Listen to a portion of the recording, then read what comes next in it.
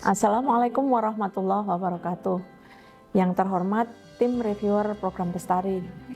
Berikut kami sampaikan paparan program Living Lab Eksplorasi Inovasi Pendidikan Berbasis Budaya untuk mengurangi stunting dan pemberdayaan perempuan di Desa Lermatang, Kecamatan Tanimbar Selatan, Kabupaten Kepulauan Tanimbar, Maluku. Living Lab ini diusulkan melalui kolaborasi Universitas Brawijaya dan Universitas Lelemuku Saumlaki, Maluku. Kolaborasi ini memperkuat strategi perguruan tinggi nasional dan daerah dalam membangun ekosistem inovasi di wilayah 3T.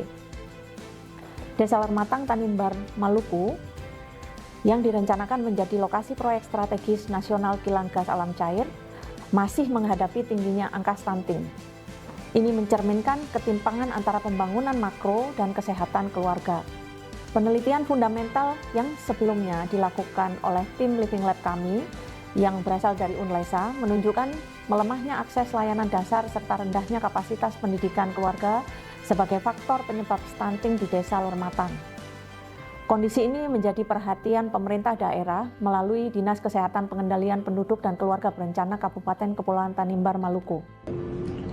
Saya Dr. Edwin Tomasoa, PLT Kepala Dinas Kesehatan, Pengendalian Penduduk dan Keluarga Berencana Kabupaten Kepulauan Tanimbar, menyampaikan apresiasi yang tinggi terhadap pelaksanaan penelitian ekosistem hidup berbasis sains dan teknologi yang dilaksanakan oleh tim dari Universitas Brawijaya kerjasama dengan Universitas Lelemuku Saumlaki. Penelitian ini mengambil judul Living Labs Eksplorasi Inovasi Pendidikan Berbasis Budaya.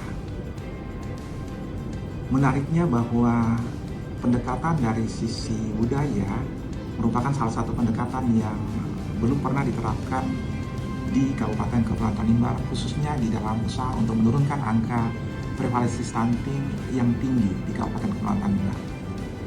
Kita ketahui bahwa di akhir tahun 2024 prevalensi stunting untuk kabupaten ini sebesar 29,5% dan itu merupakan angka yang jauh lebih tinggi dibandingkan dengan rata-rata prevalensi stunting nasional, bahkan untuk prevalensi stunting Provinsi Maluku.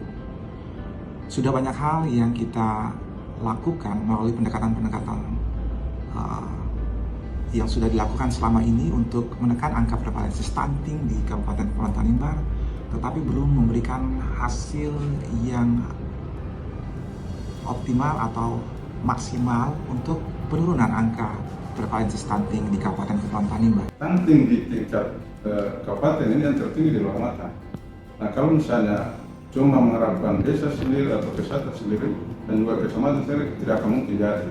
Tetapi kita kolaborasi dan juga bekerjasama untuk memberantas ini. Kendalanya ialah di samping pemahaman tingkat pendidikan yang rendah, itu juga ada budaya malu. Jadi mereka seperti ada stigma bahwa kalau kita membawa anak-anak untuk ditimbang itu pasti rendah, ini ada semacam penyakit atau musibah yang menimpa sehingga keluarga itu anaknya stunting begitu.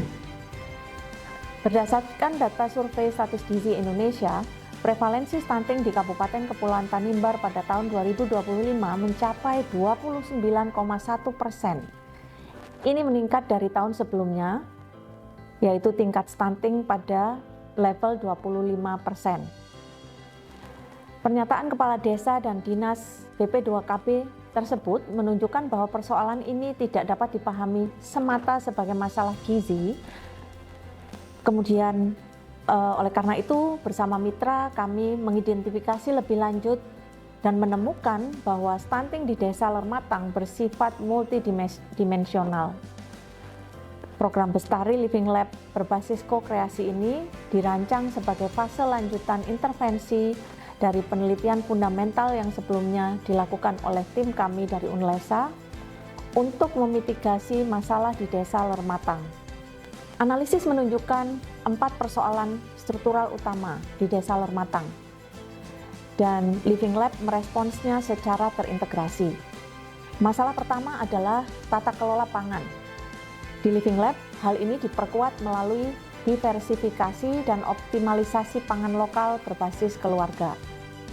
Masalah kedua adalah hambatan kultural.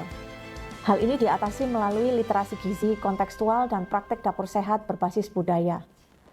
Masalah ketiga yaitu minimnya inovasi sosial, kemudian dijawab oleh Living Lab melalui dialog adat dan rekonstruksi norma kesehatan keluarga. Sementara itu, masalah keempat, lemahnya ekonomi keluarga, diintervensi melalui penguatan peran perempuan dalam pengambilan keputusan pangan dan pengasuhan. Dalam kerangka Living Lab ini, pemberdayaan perempuan menjadi poros strategis. Perempuan memegang peran kunci dalam pengasuhan anak sejak masa kehamilan hingga 1000 hari pertama kehidupan. Ini adalah periode krusial dalam pencegahan stunting.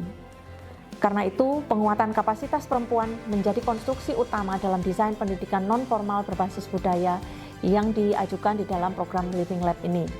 Hal ini dimaksudkan untuk memutus potensi stunting antar generasi. Seluruh strategi ini dikembangkan melalui ko-kreasi dan diuji dalam proses iterasi selama 12 bulan untuk menghasilkan model yang implementatif dan berkelanjutan. Setiap tahap dilengkapi mekanisme umpan balik dan decision gate sebelum berlanjut ke fase berikutnya. Living Lab ini dibangun melalui ekosistem ko-kreasi yang melibatkan akademisi, pemerintah daerah, dinas BP2KB, pemuka adat, dan komunitas perempuan. Program Living Lab ini menghasilkan luaran yang terukur baik dalam bentuk tradisional maupun non-traditional output. Kami meyakini bahwa pendekatan ini dapat menjadi model yang relevan dan replikatif untuk wilayah kepulauan dan daerah 3T. Terima kasih.